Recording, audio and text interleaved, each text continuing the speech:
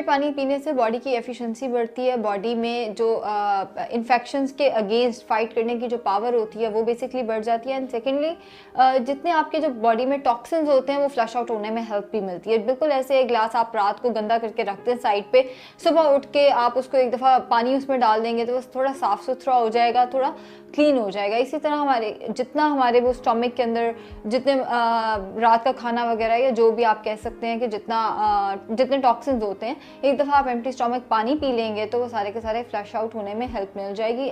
बेहतर ये है कि आप उसको किसी न्यूट्रास्यूटिकल के साथ कर लें। न्यूट्रास्यूटिकल से मुराद ये आप उसके अंदर कोई ना कोई चीज़ ऐड कर सकते हैं, जैसे कि एक चुटकी हल्दी ऐड कर लें, थोड़ा सा जीरा ऐड कर लिया, थोड़ी सी सौंफ ऐड कर लिया। डिपेंड्स आपकी मेडिकल कंडीशन, अगर किसी को डाइजेशन का मसला है वो सौंफ ऐड कर सकता है, किसी को इंसुलिन रेजिस्टेंस का मसला है वो जीरा ऐड कर सकता है, किसी को इन्फ्लेमेशन का मसला है या पीसीओएस का मसला है या फीमेल हेल्थ का कोई मसला है तो वो उसमें हल्दी ऐड कर सकता है। न्यूट्रास्यूटिकल के साथ लेना